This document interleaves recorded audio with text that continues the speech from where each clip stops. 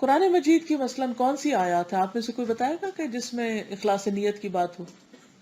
سورۃ البقرہ آیت 272، سورۃ البقرہ آیت 272 قرآن پاک میں اللہ تعالیٰ فرماتے ہیں وَمَا تُنْفِقُونَ إِلَّا ابْتِغَاءَ وَجْهِ اللَّهِ، اور تم خرچ نہیں کرتے مگر اللہ کا چہرہ طلب کرنے کے لیے، اللہ کے دیدار کے لیے خرچ کرتے ہو، یہ ہے اخلاص۔ اور جو شخص اللہ کی محبت رکھتا ہو اس کو اللہ کے راستے میں خرچ کرنا اس لیے مشکل نہیں لگتا کہ اس کی ایک بہت بڑی طلب ہے، تڑپ ہے، تمنا ہے۔ اب دیکھیے کہ دنیا میں بھی ہم اپنے عزیزوں پیاروں کو دیکھنے کے لیے کیا کیا خرچ کرتے ہیں۔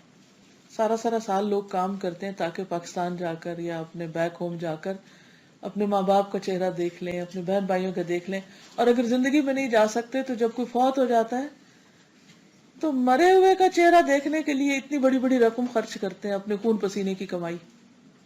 کیوں کرتے ہیں؟ کوئی بتائے گا؟ محبت ہوتی ہے، اور اصل وجہ یہ محبت ہوتی ہے آخری دیدار کے لیے کہ اس کے بعد پھر موقع نہیں ملے گا، کہ جو چیز انسان کو اتنا بڑا مال خرچ کرنے پر تڑپا دیتی کہ 10 سال 20 سال لوگ گھر نہیں جاتے، اور جب کوئی فوت ہو جاتا ہے تو اس لیے بھی جاتے ہیں، ٹھیک ہے بعض اوقات رسم دنیا بھی ہوتی، لیکن بعض لوگ بڑا جینوئنلی جاتے ہیں کہ جا کے ایک دفعہ چہرہ دیکھ لیں۔ یہی کہتے ہیں نا، چہرہ دیکھ لیں۔ کس کا چہرہ دیکھنے کو دل چاہتا ہے آپ؟ جس سے محبت ہوتی، اور جس کی جتنی زیادہ محبت ہوتی ہے اس کا چہرہ دیکھنے کی اتنی ہی تڑپ ہوتی ہے۔ ایک جھلک دیکھ لیں، اور جب دیکھتے ہیں تو آنکھیں ٹھنڈی ہو جاتی ہیں کہ شکر ہے دیکھ لیا، اور پھر بار بار دیکھتے ہیں، اور پھر پیار سے دیکھتے ہیں۔ اللہ سے کیسی محبت ہے ہماری کہ ہمیں وہ شوق ہی کوئی نہیں اس کا چہرہ دیکھنے کا۔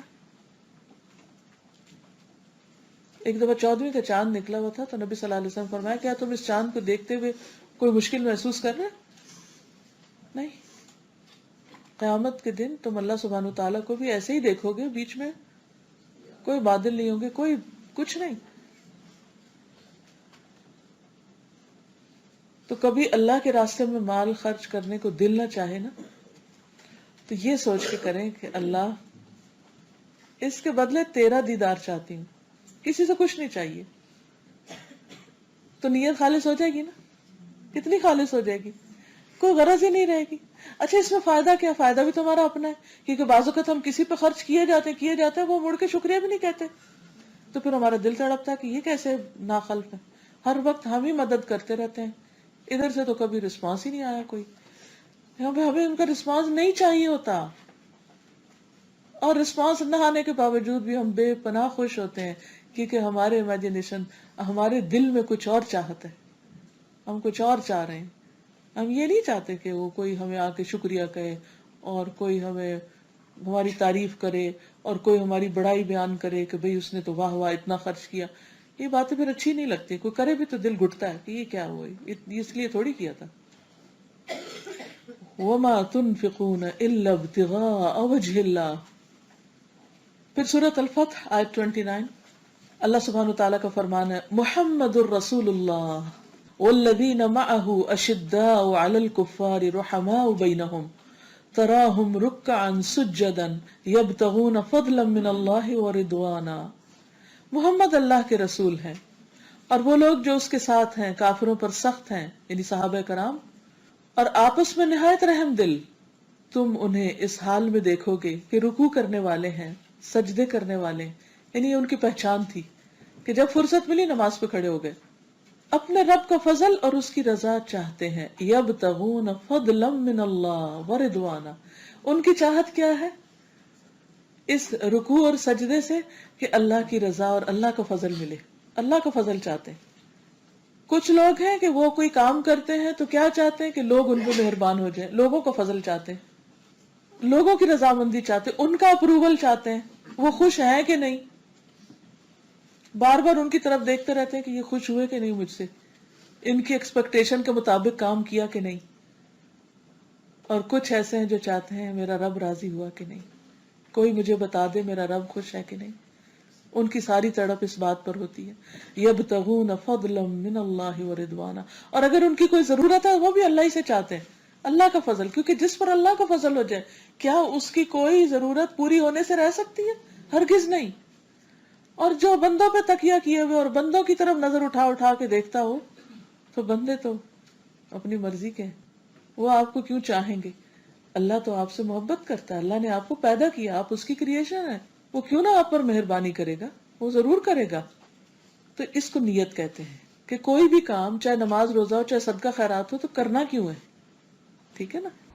ان رسول اللہ صلی اللہ علیہ وسلم قال انک لن تنفق نفقة تبتغی بها وجہ اللہ الا اجرت علیہا حتی ما تجعل فی فم امرأتک.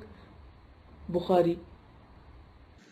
بے شک تو جو کچھ خرچ کرے اور اس سے تیری نیت اللہ کی رضا حاصل کرنی ہو تو تجھ کو اس کا ثواب ملے گا، یہاں تک کہ اس پر بھی جو تو اپنی بیوی کے منہ میں ڈالے.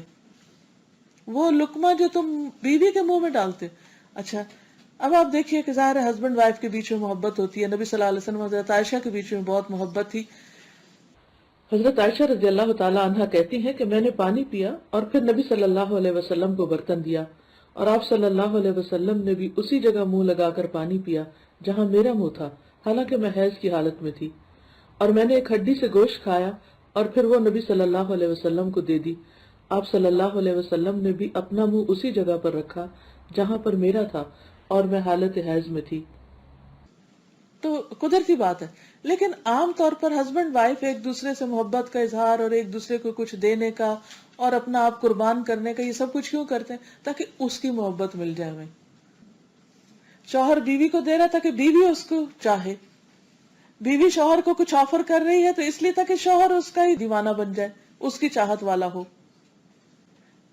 ہمارا دین ہمیں یہ سکھاتا ہے کہ جب شوہر اور بیوی ایک دوسرے کے ساتھ ہمدردی کا سلوک کر رہے ہوں، محبت کا اظہار بھی کر رہے ہوں، تو اس محبت کو بھی اللہ کی خاطر کر دیں.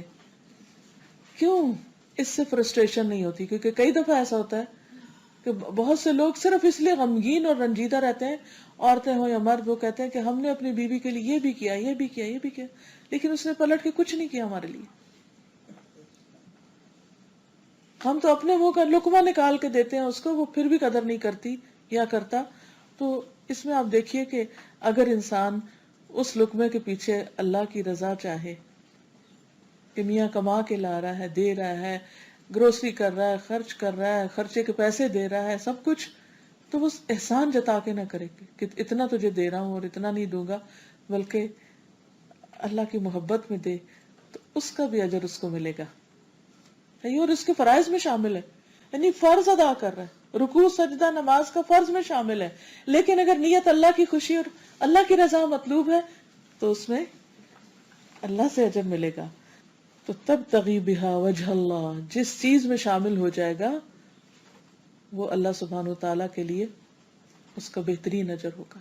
اور جو شخص اس درجے سے نیچے اترا اور بندوں کے لیے اس نے کام کیے، وہ ساری زندگی پریشان رہے گا. جہاں ڈائریکشن چینج نہیں ہوئی، جہاں مقصد مرضی بدلی نہیں، وہیں سے خرابی شروع ہو گئی.